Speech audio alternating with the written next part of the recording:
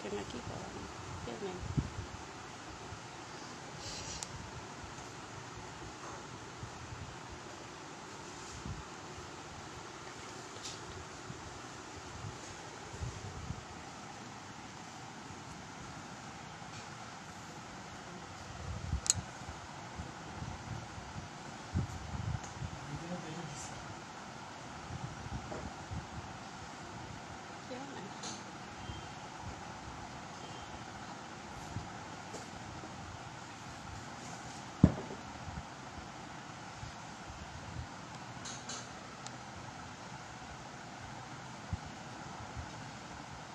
Good morning প্রিয় শিক্ষার্থীবৃন্দ।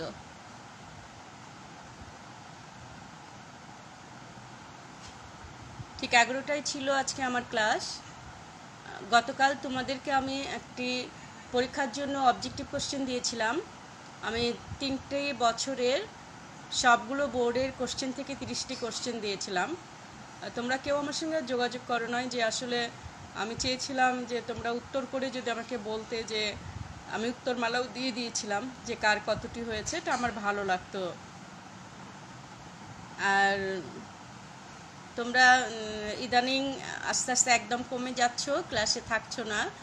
যাই হোক, তবুও আমরা ক্লাস নিই, যেটা ভিডিও সেভ করে পোস্ট দেয়া থাকে, তোমরা হয়তো পরে দেখে নাও। কিন্তু সঙ্গে সঙ্গে থাকলে যেটা হয় যে ভালো লাগে ক্লাসটা নিতে।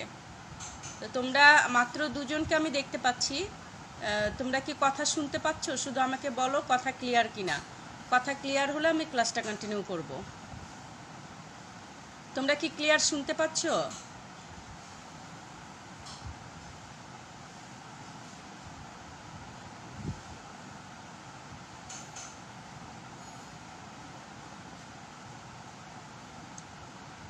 তোমরা কি ক্লিয়ার শুনতে পাচ্ছ? আমি একটু কমেন্টস জানতে চাচ্ছি। যদি ক্লিয়ার শুনতে পাও তাহলে আমি কন্টিনিউ করব। শুনতে পাচ্ছ?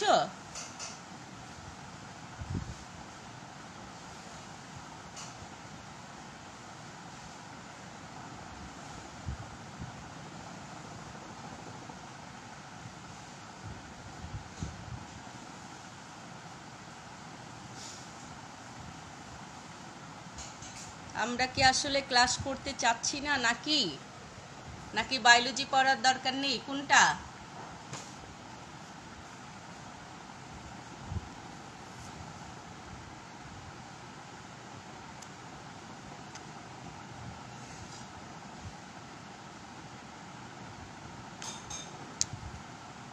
তোমরা কি শুনতে পাচ্ছ? ক্লিয়ার শুনতে পারলে আমি কন্টিনিউ করতাম। কমেন্ট লিখে জানাও।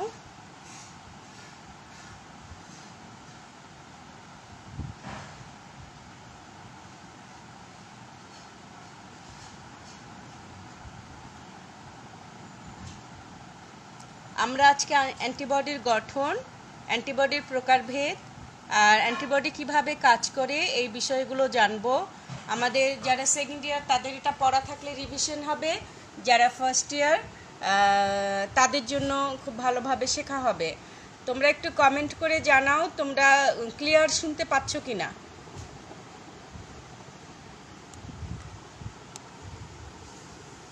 যদিও মাত্র 3জনকে দেখতে পাচ্ছি।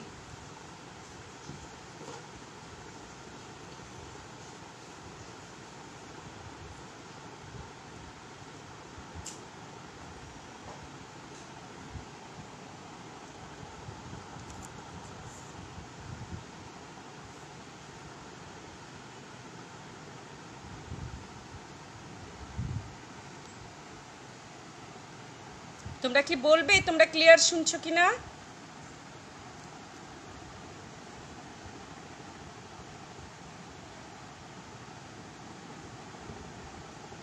যাই হোক, আমি পড়িয়ে যাচ্ছি।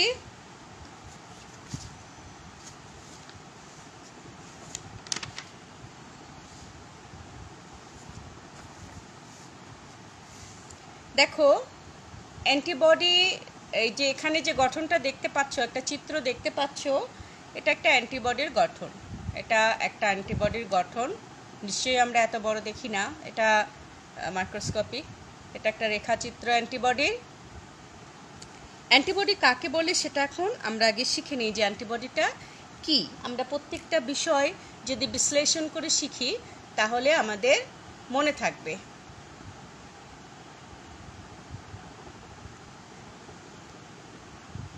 সেটা হচ্ছে যে অ্যান্টিবডি হচ্ছে আমাদের যে প্রতিরক্ষা তন্ত্র আছে, আমাদের প্রতিরক্ষা তন্ত্রে আমাদের দেহে এক ধরনের দ্রবণীয় গ্লাইকোপ্রোটিন থাকে। গ্লাইকোপ্রোটিন যা আমাদের যে রোগ ব্যাধি সৃষ্টি করে অণুজীবগুলো, অ্যান্টিজেনগুলো যেমন ভাইরাস, ব্যাকটেরিয়া, এগুলোকে ধ্বংস করে। অর্থাৎ আমাদের শরীরে কোষে, এগুলো কোথায় থাকে?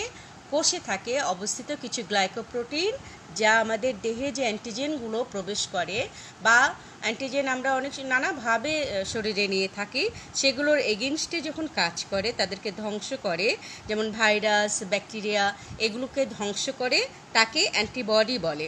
প্রত্যেকটা অ্যান্টিবডির নাম হচ্ছে তোমার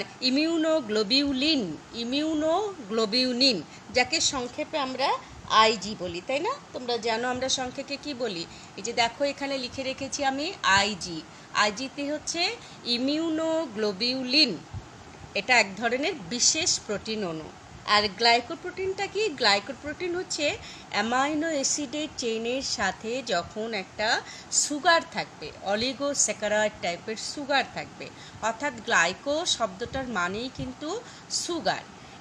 এই গ্লাইকোপ্রোটিন কতভাবে যে আমাদের শরীরে কাজ করে, গ্লাইকোপ্রোটিনটা হচ্ছে অ্যান্টিবডি তৈরি করছে। দেখো এটা যদি না থাকতো কি কি হতো, আমি কয়েকটা পয়েন্ট একটু তোমাদের মাথায় একটু দিই। যে দেখো এটা এন্ডোপ্লাজমিক রেটিকুলামে থাকে, গলগি বডিতে থাকে, কোষের ভিতরে কোথায় কোথায় থাকে? এন্ডোপ্লাজমিক রেটিকুলামের থাকে, তারপরে হচ্ছে গলগি বডিতে থাকে, এটার যে বাইরের লেয়ারগুলো সেই লেয়ারগুলোতে থাকে।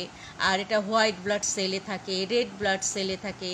হোয়াইট ব্লাড সেলে যদি না থাকতো, তোমরা জানো অ্যান্টিবডিটা কোথায় তৈরি হচ্ছে? অ্যান্টিবডিটা তৈরি হয় হোয়াইট ব্লাড সেলে, ডাব্লিউবিসিতে যদি এই গ্লাইকোপ্রোটিন যদি না থাকে, এই সুগারের অ্যামাইনো অ্যাসিডের সাথে এই সুগার গ্লাইকোপ্রোটিন যদি না থাকে, তাহলে ডাব্লিউবিসি কিন্তু সারা শরীরে যে পরিভ্রমণ করে, সারা শরীরের বিভিন্ন জায়গায় গিয়ে যে অ্যান্টিবডির তোমার অ্যান্টিজেনের এগেনস্টে কাজ করে, সেই কাজগুলি কিন্তু করতে পারতো না।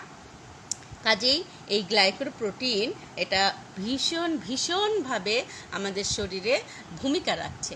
আরেকটু ভূমিকার কথা বলি আমি, অ্যান্টিবডি গঠনটা পড়তে যাওয়ার আগে আরেকটু ভূমিকার কথা বলি। সেটা হচ্ছে আমাদের কি থ্রম্বোসাইট হচ্ছে আমাদের অণুচক্রিকা, তাই না? সে অণুচক্রিকা কি করে? অণুচক্রিকা প্রধান কাজ কি? রক্ত জমাট বাঁধানো, তাই না? অণুচক্রিকার প্রধান কাজ হচ্ছে রক্ত জমাট বাঁধানো। এই গ্লাইকোপ্রোটিনটা কিন্তু তোমার কোথাও কেটে গেলে সেখানে রক্তটা জমাট বাঁধানোর জন্য স্টিমুলেট করে, সেলগুলোকে স্টিমুলেট করলে যে এখানে রক্ত জমাট বাঁধতে হবে, নাইলে তো ব্লিডিং হতেই থাকবে। যেমন যাদের এটা নাই, গ্লাইকোপ্রোটিনের এখানে অভাব রয়েছে রেড ব্লাড সেলে, তোমার হচ্ছে মানে অণুচক্রিকায় থ্রম্বোসাইট যেটা, সেটাতে প্ল্যাটিলেট বলা হয় যেটাকে, তখন কিন্তু ব্লাড ফ্লোট বাড়তে চায় না এবং তখন একটা ডিজিজ হয়, তাই না? সেই ডিজিজটা আমরা জানি। কি ডিজিজ বলো তো? সেই ডিজিজটা হচ্ছে হিমোফিলিয়া, অর্থাৎ কুইন ভিক্টোরিয়ার ছিল কিন্তু, জানো তোমরা? এই হিমোফিলিয়া মানে যে কোথাও কেটে গেলে সেখানে ব্লিডিং সহজে বন্ধ হতো না, এটাও কিন্তু এই গ্লাইকোপ্রোটিনের কারণে। তো যা হোক, এখন দেখো আমরা একটা অ্যান্টিবডির গঠন এখানে চিত্র এঁকে রেখেছি, ঠিক যেন ওয়াই, তাই না? ইংরেজি ওয়াই অক্ষরের মতো কিন্তু এটা দেখতে। তাহলে এর দুটো বাহু আছে, তাই না? দেখো এই একটা বাহু, লম্বা একটা বাহু, শর্ট একটা বাহু। এই লম্বা বাহুটাকে বলি আমরা ভারী শৃঙ্খল এবং এই শর্ট বাহুটাকে বলি হালকা শৃঙ্খল। এই ভারীটাকে বলছি কি, লম্বাটাকে বলছি ভারী শৃঙ্খল এবং এই শর্টটাকে বলছি হালকা শৃঙ্খল। আর এই যে দেখো যে বন্ডগুলো আছে এটার সঙ্গে এটা লিঙ্কড করেছে, এটাকে ডাইসালফাইড বন্ড বলে। তাহলে বন্ড কয়টা আছে? এই হালকা শৃঙ্খল ভারী শৃঙ্খলের মধ্যে এখানে একটা আর এই লম্বা যেটা হচ্ছে ভারী শৃঙ্খলের, দুটা ভারী শৃঙ্খলের মাঝখানে তাহলে তিনটা ডাইসালফাইড বন্ড থাকছে। আর এই যে দেখো এই ভারী শৃঙ্খলের আর হালকা শৃঙ্খলের দুটো অঞ্চল থাকে, যেটাকে আমি ডট ডট ডট ডট দিয়ে রেখেছি। এটা হচ্ছে পরিবর্তনশীল অঞ্চল, অর্থাৎ এই অঞ্চলটা পরিবর্তিত হয়।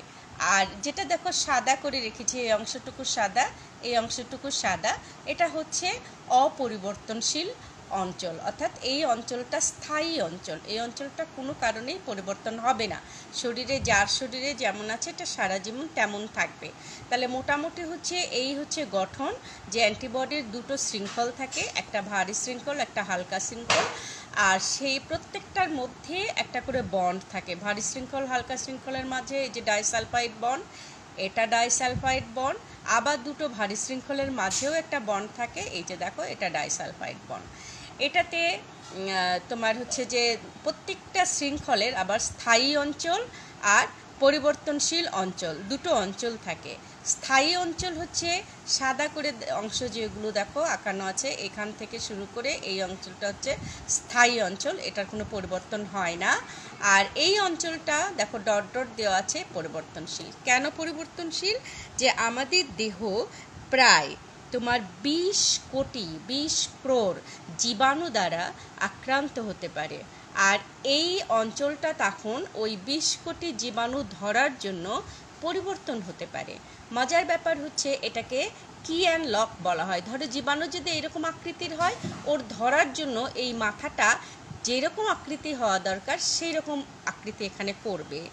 এই অ্যান্টিবডির এই জায়গাটা, পরিবর্তনশীল অঞ্চলের জায়গাটা সেই রকম একটা আকৃতি করবে, যেন যত রকম জীবাণু আসতে পারে তাকে যেন অ্যাটাক করতে পারে। তো এই অঞ্চলটার নাম কিন্তু প্যারাটপ। এই অঞ্চলটার নাম প্যারাটপ। একটু শিখে নাও প্যারাটপ কীরকম। দেখো আমি এখানে একটু এঁকে বুঝিয়ে দিই। ধরো ওই জীবাণুটা আসলো, এরকম একটা জীবাণু আসলো, তখন কিন্তু আমাদের ওই যে ভারী শৃঙ্খল, এই ভারী শৃঙ্খলের মাথাটা এবং হালকা শৃঙ্খলের মাথাটা এরকম হয়ে যাবে, যাতে এই গোল অংশটা দিয়ে এই জীবাণুকে ধরতে পারে। আমাদের দেখো করোনা ভাইরাস কেমন, করোনা ভাইরাসের এই মাথাগুলো এইরকম, তাই না? এই গোল গোল হয়ে আছে করোনা ভাইরাসের মাথাগুলো।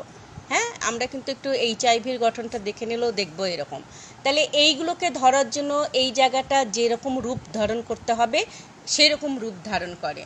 তো এরকম আমাদের 10 ক্রোড় কিন্তু অ্যান্টিবডি, হাজার হাজার লক্ষ লক্ষ অ্যান্টিবডিও করোনার এগেনস্টে পারছে না। কেন পারছে না? এই করোনা ভাইরাসটা অতিরিক্ত ডিভাইডেড হয়ে সংখ্যায় এত বেশি বেড়ে যায়, হ্যাঁ এত বেশি বেড়ে যায় যে তখন ওদেরকে ধ্বংস করতে যেয়ে আমাদের নিজেদের সুস্থ সেলগুলোও ধ্বংস হতে থাকে। তোমরা জানো আমি আত্মঘাতের কথা বলেছিলাম এর আগে, যে সেই ঘটনাগুলো ঘটে। তাহলে এটা হলো যে আমাদের একটা অ্যান্টিবডির গঠনে আমরা এখনই যদি একটু রিকল করার চেষ্টা করি, মনে করার চেষ্টা করি যে আমাদের অ্যান্টিবডির গঠনটা কেমন, যে এটা একটি মৌলিক একটা গঠনটা কীরকম, যে ওয়াই আকৃতির একটা গঠন থাকে। সেই গঠনে দুটো শৃঙ্খল থাকে, একটা ভারী শৃঙ্খল, একটা হালকা শৃঙ্খল। ভারী শৃঙ্খল এবং হালকা শৃঙ্খলের মাঝে যারা বন্ড তৈরি করে রাখে তাদেরকে বলা হয় ডাইসালফাইড বন্ড। এই যে এখানে একটা রেখা দিয়ে দুটো আটকে দিয়েছি, এখানে রেখা দিয়ে আটকে দিয়েছি, এখানে রেখা দিয়ে আটকে দিয়েছি। তাহলে কয়টা ডাইসালফাইড বন্ড পেলাম আমরা? 3টা পেলাম। আর এই ভারী শৃঙ্খল হালকা শৃঙ্খলের দুটো অঞ্চল থাকে, একটা স্থায়ী অঞ্চল, যে অঞ্চলটা কখনো পরিবর্তন হয় না। তোমরা জানো আমাদের দেহে 20 ধরনের অ্যামাইনো অ্যাসিড থাকে। এই 20 ধরনের অ্যামাইনো অ্যাসিডের 5 ধরনের এই জায়গায় থাকে, বাকি অ্যামাইনো অ্যাসিডগুলো এখানে থেকে এই পরিবর্তনশীল অঞ্চলে থেকে এই 20 টাইপের বাকিগুলো থেকে এরা যে লক্ষ লক্ষ কোটি কোটি আকৃতি ধারণ করে। এদের জেনেটিক স্ট্রাকচার অ্যামাইনো অ্যাসিডগুলো আণবিক গঠনের এমন পরিবর্তন করবে যখন যে ধরনের জীবাণু আসবে ওর আকৃতিটা সে ধরনের হবে, যার জন্য এটাকে প্যারাটপ বলা হয়, যে একটা টপ, একটা ফাঁদ। ও সেই রকম ফাঁদ তৈরি করে সেই জীবাণুটাকে ধরার চেষ্টা করবে। আল্লাহ পাক আমাদেরকে নানাভাবে কিন্তু আমাদের বডিটাকে প্রোটেক্ট করার জন্য, আমরা নিজেরা যেন করতে পারি সেটার জন্য কিন্তু আল্লাহ পাক ভিতরেই সিস্টেমগুলো দিয়ে দিয়েছেন। এবং আমরা করোনা যারা পজিটিভ হচ্ছে সবাইকে মারা যাচ্ছে না, মারা যাচ্ছে কিন্তু খুব অল্প পার্সেন্টেজ। আর বাকিরা কিন্তু আমাদের এই অ্যান্টিবডিগুলো তার এগেনস্টে কাজ করে আমাদেরকে টিকে রেখেছে। এই হচ্ছে আমাদের অ্যান্টিবডির গঠন গেল। অ্যান্টিবডি কি আমরা জানলাম, যেটা এক ধরনের গ্লাইকোপ্রোটিন যা রোগ জীবাণু সৃষ্টিকারী জীবাণুর এগেনস্টে কাজ করে। আর গ্লাইকোপ্রোটিন কি? গ্লাইকোপ্রোটিন এমন ধরনের প্রোটিন যা একটা সুগার থাকে, অ্যামাইনো অ্যাসিডের সঙ্গে সুগার থাকে, আর এটা প্লাজমা মেমব্রেনের সবসময় বাইরের দিকে থাকে। যে গ্লাইকোপ্রোটিন এটা দু ধরনের হয় জানো, এটা হচ্ছে এন গ্লাইকোপ্রোটিন বলা হয়, ও গ্লাইকোপ্রোটিন, অর্থাৎ একটার সঙ্গে নাইট্রোজেন থাকে, আর সুগার নাইট্রোজেন যদি থাকে এবং যদি অক্সিজেন থাকে তাহলে ও গ্লাইকোপ্রোটিন বলে। আর এই যে এই জায়গাটা যে পরিবর্তনশীল জায়গাটা যে পরিবর্তন হয়, এই জায়গাটা এই প্রক্রিয়া এখানে নানা রকম অ্যান্টিবডি, কোটি কোটি ভিন্ন ধরনের এই অঞ্চলটা পরিবর্তন করে করে তারা অ্যান্টিবডি তৈরি করে। এটাকে বলা হয় ভিডিজে। ভিডিজেতে কি ভ্যারিয়েবল ডাইভার্সিটি জয়নিং, অর্থাৎ এই জায়গাটার একটা প্রক্রিয়া ঘটে যেটা পরিবর্তন হবে, যাকে ভিডিজে বলে, ভ্যারিয়েবল ডাইভার্সিটি জয়নিং। অর্থাৎ তুমি যেমন আসো জীবাণু, তুমি যদি আমি তোমাদেরকে মজা করে কি বলি, তুমি যদি এমন একজন হও যার সঙ্গে যার মেলে, তাকে ধরার জন্য সেরকম হবে। আমাদের একটা সিনেমা হিট হতো কখন, সাকিব খানের সঙ্গে যদি অপু বিশ্বাসকে দেয়া হতো, তাহলে এটা যদি সাকিব খান আসে এ হবে তখন অপু বিশ্বাস, এটা যদি ঐশ্বরিয়া হয় এটা অভিষেক, যার সঙ্গে যেটা চলবে ঠিক সেই রকম আকৃতি এটা ধারণ করে সেই জীবাণুগুলোকে ধরবে। তাহলে এই যে পরিবর্তন হয়, এই পরিবর্তন হওয়ার প্রক্রিয়াটাকে বলা হয় ভ্যারিয়েবল ডাইভার্সিটি জয়নিং। অর্থাৎ এদের গঠনটা এলোপাথারিভাবে, এখানে জিনগুলো এলোপাথারিভাবে সজ্জিত হয়ে যে জীবাণুই আসুক না কেন তাকে ধরার জন্য যে আকৃতি করার কথা সেই আকৃতিটা ওরা তৈরি করে। তাহলে এটা আমরা ভালোভাবে শিখে রাখবো যে একটা অ্যান্টিবডির গঠনে কি কি থাকে। এই আজকের এই ক্লাস থেকেই কিন্তু আমাদের এটা মুখস্থ হয়ে যাওয়ার কথা যে আমরা দুটো শৃঙ্খল পাই, ভারী শৃঙ্খল, হালকা শৃঙ্খল। দুটো শৃঙ্খলেরই দুটো জায়গা আছে, একটা হচ্ছে পরিবর্তনশীল জায়গা আর একটা হচ্ছে স্থায়ী জায়গা। পরিবর্তনশীল জায়গাটা কেন পরিবর্তন হয়, যে সারা জীবনে আমরা প্রায় 10 crore জীবাণু দ্বারা অ্যাটাক হতে পারি, আর সেই 10 crore জীবাণুকে ধরার জন্য ওই 10 কোটি রূপ ধারণ করতে হবে ওর, যার জন্য ওর জিনগুলো বিভিন্নভাবে সজ্জিত হয়ে ওই জীবাণুকে ধরার জন্য এখানকার আকৃতি পরিবর্তন করে। তো সেই জায়গাটাকে বলা হয় প্যারাটপ। এই গেল হচ্ছে আমাদের অ্যান্টিবডির গঠন। ছেলেমেয়েরা, আমি খুব খুশি হতাম তোমরা যদি এখানে অনেকেই থাকতে, যেহেতু তোমরা অনেকেই থাকো না, তো পড়িয়ে কিন্তু মজা পাওয়া যায় না। পড়িয়ে যে একটা মজা আছে সেই মজাটা কিন্তু আমরা পাই না। কারণ এই কমপ্লেনটা নট অনলি আমার শুধু নয়, কারণ আমি দেখেছি আমার অন্যান্য কলিগরা অনেক সময় ফোন করে বলে যে আপা খুব খারাপ লাগে যখন পড়াই দেখি ওরা থাকে না। তাহলে কি আর করা, আমরা পড়াবো, পরে ওরা ইনশাল্লাহ ভিডিওতে দেখে নেবে। আমাদের বাচ্চাগুলো তো আসলে বন্দি আছে, ওদেরও মন ভালো হয়তো ভালো নেই, মনটাকে ভালো রাখবে, সবসময় মনটাকে খুশি রাখবে। আমি ছোট্ট একটা কথা বলি, আমি অ্যান্টিবডির প্রকারভেদে যাওয়ার আগে তোমাদেরকে একটা কথা বলি, সে কথাটা মন দিয়ে শোনো। আসলে তোমরা কেউ কোনো আজকে আপাকে সালাম দেওয়াও নেই, কেউ কোনো কমেন্ট করছো না, জন্য আমি বুঝতেও পারছি না যে তোমরা আদৌ এখানে আছো কি না। হ্যাঁ, তোমরা আদৌ এখানে আছো কি না আমি বুঝতে পারছি না। ওকে, কেবল এই 2-3টা ঠিক আছে।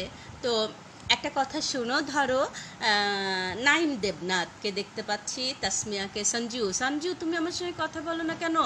সঞ্জু তুমি আমাকে ইনবক্সে কথা বলো তো, তোমার সঙ্গে আমার গুরুত্বপূর্ণ একটু কথা আছে। হ্যাঁ, আমার কিছু কাজ আছে, আমি আমি ফোন নাম্বারটা হারিয়ে ফেলেছি, তুমি আমাকে ইনবক্সে তোমার ফোন নাম্বারটা দিয়ে দিবে। তুমি কেমন আছো এটা আমার জানা দরকার, তোকে মিস করি, তোদের সবাইকে মিস করি, তোর সঙ্গে একটু কথা আছে, আমাকে একটু ফোন দিস। তো সেটা হচ্ছে, ধরো আমাদের নাইম দেবনাথ একটা মেশিন তৈরি করলো, খুব চমৎকার একটা মেশিন তৈরি করলো আমাদের ক্লাসে।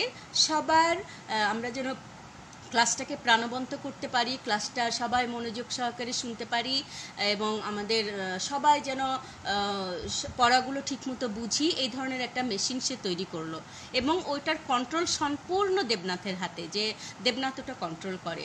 এখন সেটা দেখা গেল বেশ কিছুদিন ক্লাস করার পর দেখা গেল মেশিনটার কিছু কিছু জায়গা নষ্ট হয়ে গেছে। কেন নষ্ট হয়ে গেছে? ওই আমি টিচার যে আমি একটু ধরি, মামুন স্যার একটু ধরে, কাদের স্যার একটু ধরে, স্টুডেন্টরা বিভিন্ন জন একটু টাচ করে, কেউ একটু মানে কালি ভরাই দিল, কলম দিয়ে টাচ করলো, নানাভাবে কেউ অতটা দেবনাথ বারবার বলছে, বারবার সতর্ক করছে যে এইটা খুবই সাবধানে ধরতে হবে। তো আমরা সেই সাবধানতা না করে যাচ্ছে তাই করে মেশিনটার কিছু কিছু অংশ খারাপ করে ফেললাম। যদি খারাপ করে ফেলি তখন দেবনাথ কি করবে? ওটা ডিস্ট্রয় করবে? সম্পূর্ণ ডিস্ট্রয় করবে না। তখন কি করবে? যে জায়গাগুলো খারাপ হয়ে গেছে সে নতুন করে আবার সেই জায়গাগুলো তৈরি করবে। তো আল্লাহ তাই করেছেন, আল্লাহ কিন্তু তাই করেন। সৃষ্টিকর্তা তিনি সৃষ্টি করেছেন এই পৃথিবীটা সম্পূর্ণ তার নিয়ন্ত্রণে। তিনি কিছু আদেশ দিয়েছেন, সে আদেশ হচ্ছে তার ইবাদত করা, যিনি সৃষ্টি করেছেন তার ইবাদত করা। তাহলে আমরা খাবো টাবো কাজকর্ম করছি, এগুলো কি? এগুলোও ইবাদত। তোমার সকল ভালো কাজ তার আদেশকৃত কিছু, একদম ডিরেক্ট কিছু ইবাদত ছাড়া প্রত্যেকটা ভালো কাজ কিন্তু ইবাদতের মধ্যে পড়ে। তো তুমি সেই ভালো ভালো কাজ করবে এবং একসময় দুনিয়া থেকে চলে যাবে। সেই ভালো কাজের জায়গায় আমরা এত বেশি কিছু খারাপ কাজ করেছি, করে এনভায়রনমেন্টকে এত পলিউটেড করেছি, এত দূষিত করেছি যে আল্লাহ পাক ঠিক 100 বছর পর পর সেই পলিউশনটাকে দূর করে দিতে চায়। দেখো এই করোনা দিয়ে যেটা হলো, মহামারী দিয়ে আল্লাহ পাক যেটা করছেন, উনি প্রত্যেকটা কাজের মধ্যে মঙ্গল আছেন। যেটা করলেন ঠিক দেবনাথের সেই মেশিনের মতো, যে মেশিনটা ও যেমন ঠিক করলো, তো আমাদের সৃষ্টিকর্তা পৃথিবীটাকে একটু ঠিক করে নিচ্ছেন। অর্থাৎ তোমার সমস্ত কিছু বন্ধ করে দিয়ে ম্যাজিক্যালি 500 বছর পিছিয়ে নিয়ে গেছেন পৃথিবীর এনভায়রনমেন্ট। পলিউশন কমে গেছে, কার্বন ডাইঅক্সাইড কমে গেছে, আমরা সেটা অনেক কিছু দেখেছি। তো নিশ্চয়ই মঙ্গল আছেন। তাতে করে যদি আরও মানব সন্তান কেউ না ওনার জিনিস উনি নিয়ে নেন, তো আমাদের কিছু করার নাই। উনি হয়তো আরও অনেককে উঠে নিতে পারেন।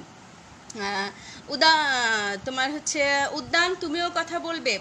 কেন ফ্রাস্ট্রেশনে তোমরা ভোগো? তোমরা কেউ কখনো ফ্রাস্ট্রেশনে ভুগবে না। এটা কিন্তু একটা সিন।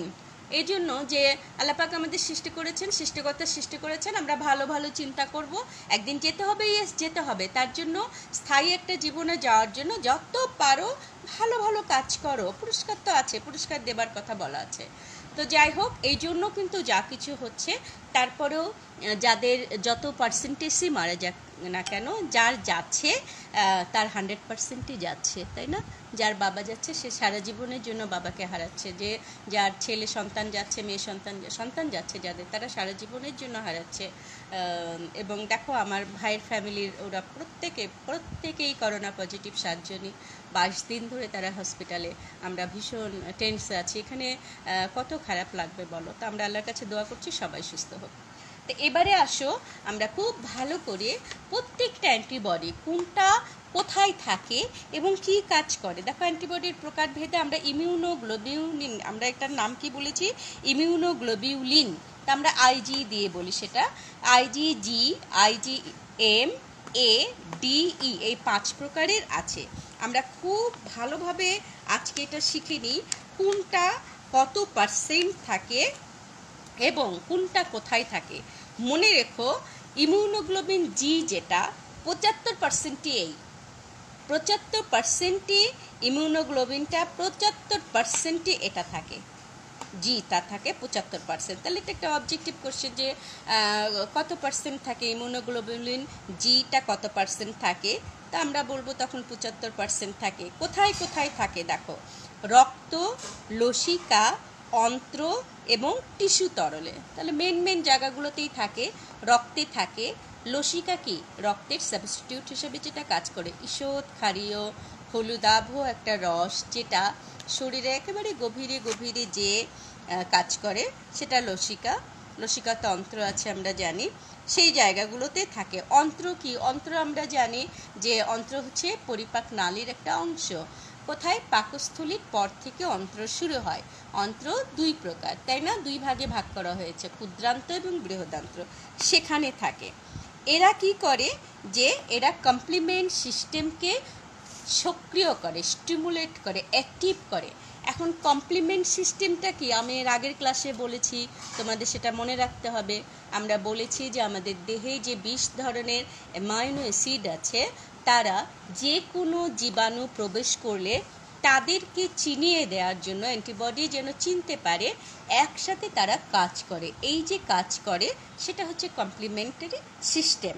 সেই কমপ্লিমেন্ট সিস্টেমকে তোমার এই ইমিউনোগ্লোবিনটা অ্যাক্টিভ করে। আর কি করে, যে বিষাক্ত পদার্থ যদি কোনো শরীরে থাকে বা আসে তাদেরকে প্রশমিত করে, নিউট্রাল করে। হ্যাঁ, এটা একমাত্র অ্যান্টিবডি। এটা দারুণভাবে মনে রাখতে হবে আমাদের অবজেক্টিভের জন্য, যে এই অ্যান্টিবডি একমাত্র অ্যান্টিবডি যা গর্ভাবস্থায় মায়ের অমরা থেকে ভ্রূণে প্রবেশ করে, অর্থাৎ আমরা এই অ্যান্টিবডিটা মা থেকে পাই। তাহলে এটা কি, এটা হচ্ছে সহজাত, তাই না?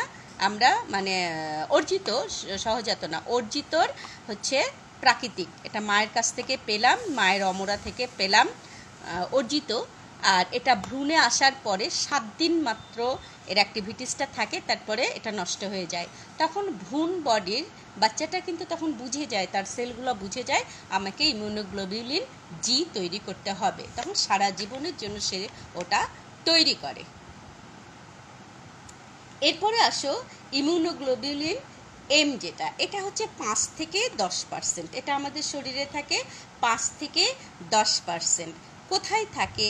আমাদের যে ব্লাড গ্রুপ আছে, এবিও ব্লাড গ্রুপ, সেই ব্লাড গ্রুপের রক্তকণিকায় এটা থাকে, আমাদের ব্লাড গ্রুপের রক্তকণিকায় এটা থাকে। আর পাওয়া যায় রক্ত লসিকায়। এরাও কিন্তু কমপ্লিমেন্ট সিস্টেমকে অ্যাক্টিভ করে। তাহলে আমাদের বহুপদী কোশ্চেন কিন্তু হতে পারে যে কমপ্লিমেন্ট সিস্টেমকে অ্যাক্টিভ করে আইজিজি, আইজিএম, আইজিই, কোনটি সঠিক? তখন কিন্তু আমরা এই দুটোতে টিক দিব, তাই না? এই জন্য আমি তোমাদেরকে বারবার পড়াতে, যে এই পড়াগুলো, বায়োলজির যে পড়াগুলো আছে, একটা স্টুডেন্ট কিন্তু সহজেই সেগুলো বুঝতে পারবে, এমন কিছু কঠিন আমার কাছে মনে হয় না। আমি যে সিস্টেমগুলো শুধু বলে দিই, যে আমরা কিভাবে পড়ব, কিভাবে মনে রাখবো, আর কিছু কিছু জায়গা আছে বোঝানোর, কিছু কিছু জায়গা একটু বুঝলে মেমোরাইজ হতে ভালো হয়, সেই জায়গাগুলো আমরা হেল্প করি তোমাদের মনে রাখার জন্য। তো এইটাও কিন্তু কমপ্লিমেন্ট সিস্টেমকে অ্যাক্টিভ করে, এটাও কিন্তু অ্যাক্টিভ করে। এটা 75%, এটা 5 to 10%। এটাও রক্তলসিকায় থাকে, এটাও কিন্তু রক্তলসিকায় পাওয়া যায়।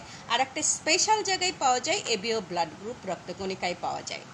আর কিছু করে যে এরা তোমার বহিরাগত যে কোনো জীবাণু আসলে তাকে আসঞ্জিত শব্দটার অর্থ হচ্ছে যে পরস্পর লেগে যাবে, ও ওটার সঙ্গে অ্যাটাচড হবে। অ্যাটাচড হয়ে নানা কিছুই করতে পারে, নষ্ট করে দিতে পারে অন্যান্য অ্যান্টিবডিকে, বি লিম্ফোসাইট বা টি লিম্ফোসাইটকে চিনিয়ে দিতে পারে, এই কাজটা করে, বা ইনঅ্যাক্টিভ করে দেয় কিছুটা।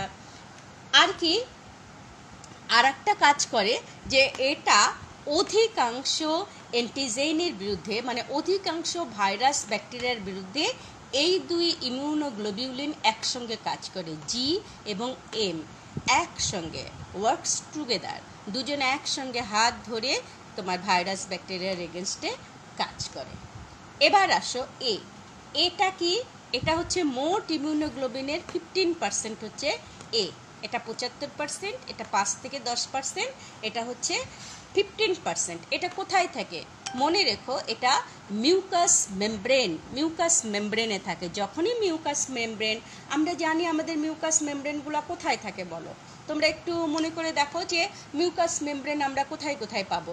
পরিপাকতন্ত্রে পাবো, তাই না? আমরা জানি পরিপাকতন্ত্রের পাকস্থলীতে মিউকাস মেমব্রেন আছে, ট্রাকিয়াতে মিউকাস মেমব্রেন আছে, জননতন্ত্রে মিউকাস মেমব্রেন আছে, তাই না?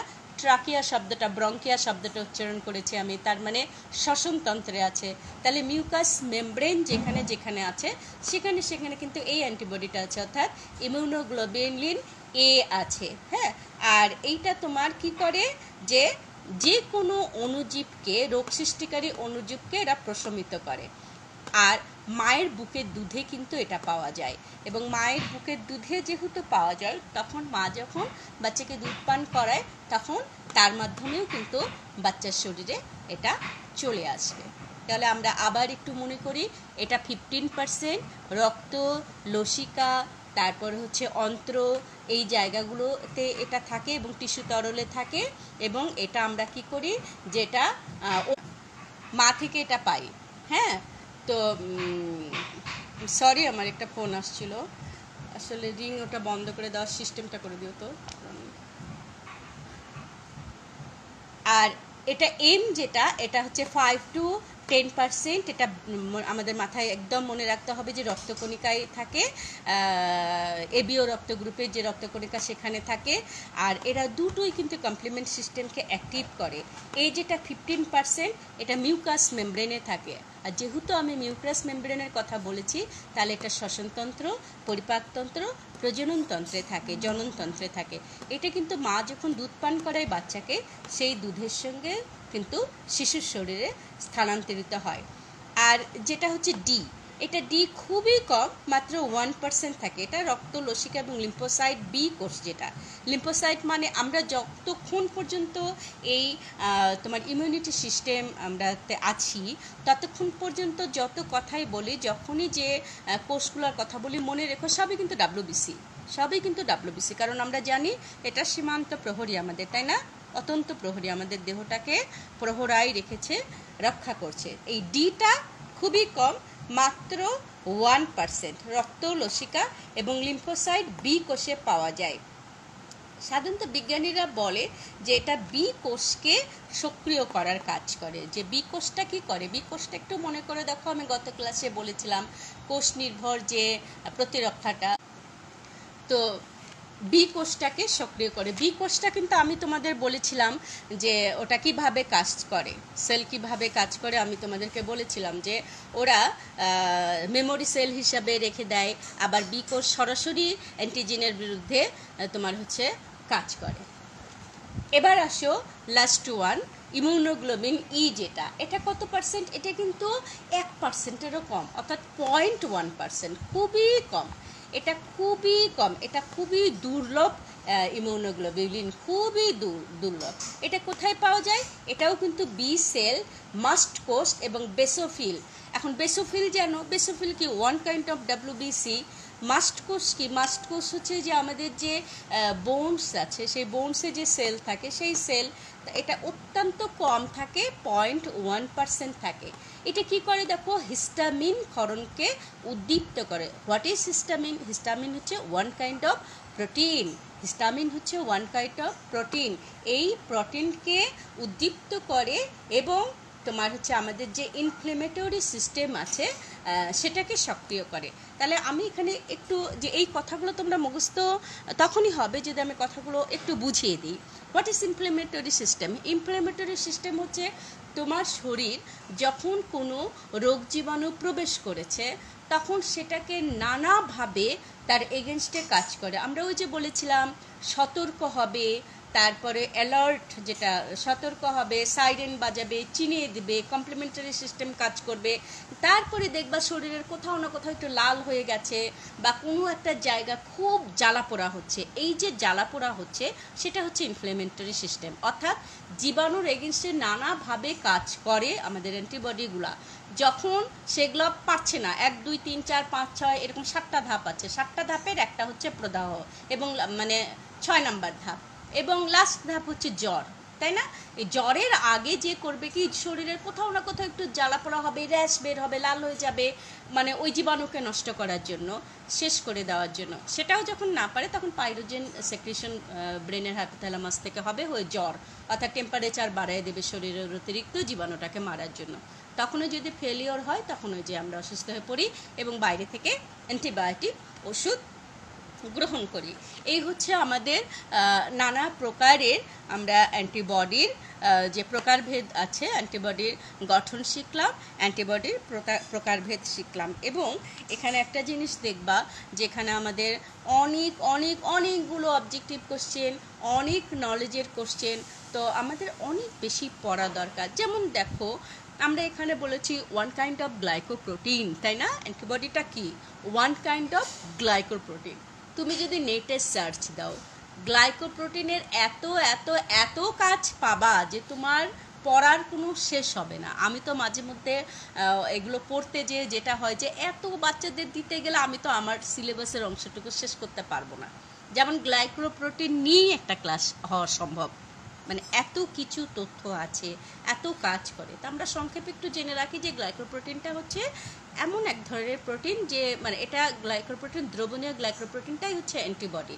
এটা গ্লাইকোপ্রোটিন নামটা এই জন্য যে গ্লাইকো শব্দটার অর্থ হচ্ছে সুগার, অর্থাৎ অ্যামাইনো অ্যাসিডের সঙ্গে সুগারটা থাকে, প্রোটিনের সঙ্গে সুগার থাকে। দুই ধরনের সুগার থাকে, nitrogen base sugar, oxygen base sugar. এরা যদি না থাকে তাহলে অ্যান্টিবডি মানে ঠিক মতো ডাব্লিউবিসি কাজ করতে পারবে না, আরবিসি কাজ করতে পারবে না, প্ল্যাটিলেট কাজ করতে পারবে না, সেই জন্য এটা থাকে। তো আমরা এইটুকু একটু জানি, শুধু যে এইটুকু জেনে নিই। এরপরে আসো আমাদের হাতে আরও 5 মিনিটস। এখন 5 মিনিটসে আমরা অনেকটুকু পড়তে পারবো ইনশাল্লাহ 5 মিনিটসে। সেটা আমরা একটু পড়ি। দেখো যে আমাদের কাজ, অ্যান্টিবডির কাজ প্রথম একটা হেডলাইন আছে, আমি সেই হেডলাইনটুকু আজকে শুধু পড়াবো।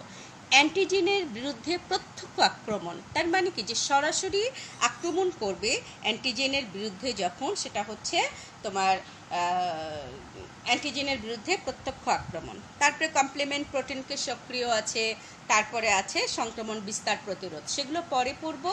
আজকে এই 5 মিনিটে আমরা শুধু অ্যান্টিজেনের বিরুদ্ধে প্রত্যক্ষ যে আক্রমণ করে সেটা আমরা জেনে নিই। প্রথম দেখো স্থূপীকরণ আছে, এটার সাবটাইটেল দেখো কতগুলো দিয়ে রেখেছি আমি, যে এটার আন্ডারে এই কাজগুলো হয়। অ্যান্টিজেনের বিরুদ্ধে যে সরাসরি আক্রমণ যে করছে, তোমরা হলে কি বলবা, ঢিসাম ঢিসাম, তাই না, গুলি করছে সরাসরি, সেগুলো কত ধরনের। স্থূপীকরণে তো বানান ভুল লিখে যাচ্ছে, এখানে একটা রস্যকার হবে। স্থূপীকরণ, অধঃক্ষেপণ, প্রশমন এবং বিশ্লিষ্টকরণ। হ্যাঁ, এই চারটা আমরা আজকে একটু দেখি। স্থূপীকরণটা কি, যে এই প্রক্রিয়ায় যখন রক্ত বা লসিকায় একটা সুনির্দিষ্ট অ্যান্টিজেন, মনে রাখবা যে একটা সুনির্দিষ্ট অ্যান্টিজেন মানে জীবাণুটাকে আমি চিনি, সেই জীবাণুর এগেনস্টে যে অ্যান্টিবডিটা ওর সাথে কাজ করবে সেই অ্যান্টিবডিটাই লাগবে। প্রত্যেকটা জীবাণুর জন্য অ্যান্টিবডি নির্দিষ্ট আছে। যে ওই যে বললাম যে কার সাথে কার জুড়িটা ভালো চলে, তো ওরকম লক অ্যান্ড কি সিস্টেম, যে এটা তো আমরা প্যারাটবের ওই জায়গাটা মনে করি, যেটা জানি আমরা কোন অ্যান্টিবডি কোন জীবাণুটাকে ধরতে পারবে।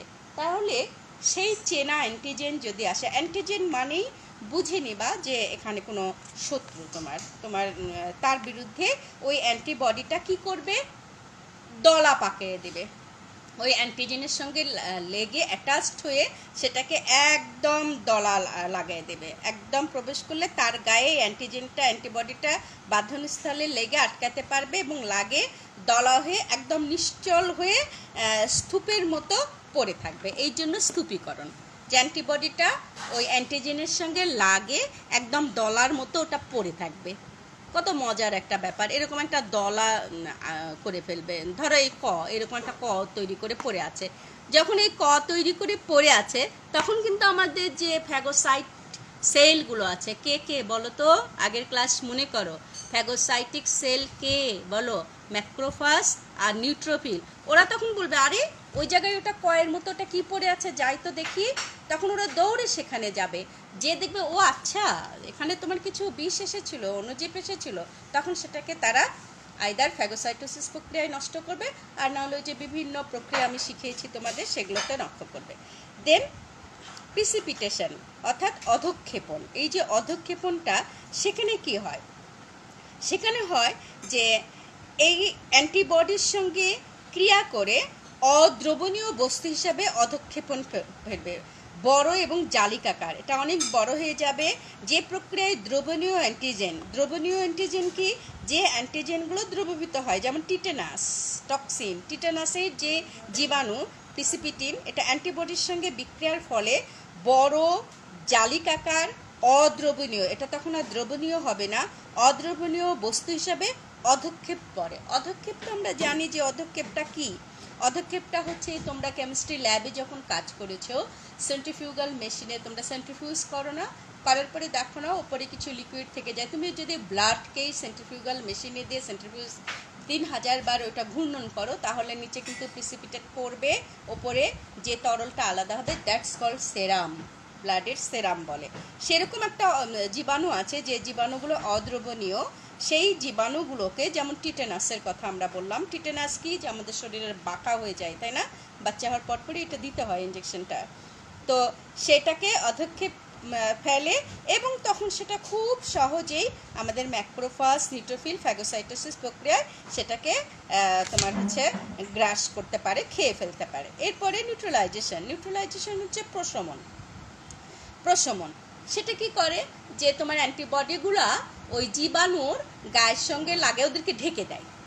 ধরো এটা জীবাণু, এই জীবাণুর উপরে যদি অ্যান্টিবডি এটাকে একদম ঢেকে দেয়, তুমি বাইরে আসতে পারবে না, কোনো কাজ তোমাকে করতে দেব না।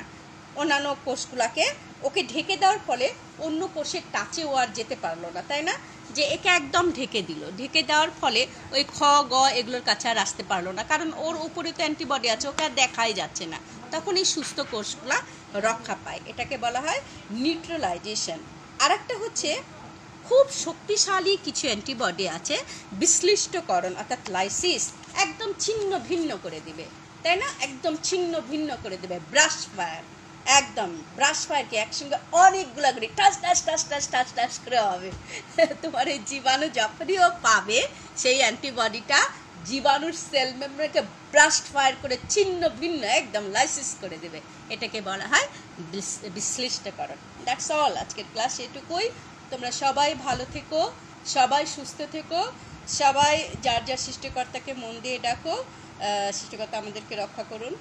আমরা সবাই যেন সুস্থভাবে সবাই সবার সাথে যেন দেখা হয়, এবং নো ডিপ্রেশন, কেউ কোনো রকম মানসিক দুশ্চিন্তাগ্রস্ত হবে না। কারণ একদম সিম্পল ওয়েতে ভাববা, আমি যেমন ভাবি যে জীবনটাই তো আমার না, সো হোয়াটস দ্যাট, এগুলোকে নিয়ে এত চিন্তা কেন, এগুলোকে নিয়ে এত চিন্তার করার কিচ্ছু দা। আমি দেখো ছবি আঁকাই, আমি রান্না করছি, আমি খাচ্ছি, বাচ্চাদেরকে মজা করে গল্প করছি, ভালো ভালো চিন্তা করছি। যদি তোমার সামাজিক কিছু কাজ করতে পারো, এখন তো একটু সঠিক জায়গাগুলো চিহ্নিত করে সেই জায়গাগুলো দান খয়রাত করো, বাবা মাকে হেল্প করো, এত কাজ আছে। আমি তো আমার ছেলেমেয়েদের বলি যে এত কিছু করার আছে, তার মধ্যে ডিপ্রেশনের সময় কোথায়? কোথাও নাই। পড়াশোনা করো, যখন যে পরিস্থিতিতে খাপ খাইয়ে নেওয়ার ক্ষমতা, আশরাফুল মুখলাকাত আমরা মানুষেরই সবচেয়ে বেশি অ্যাডাপ্টেশন ক্ষমতা। সুতরাং আল্লাহ আমাদের সবাইকে ভালো রাখুক, আমরা সকল পরিস্থিতিতে নিজেকে খাপ খেয়ে নিয়ে যেন থাকতে পারি। মহান আল্লাহ রাব্বুল আলামিন আমাদের সেই তৌফিক দান করুক, হেফাজত করুক। সবাই ভালো থেকো, আল্লাহ হাফেজ।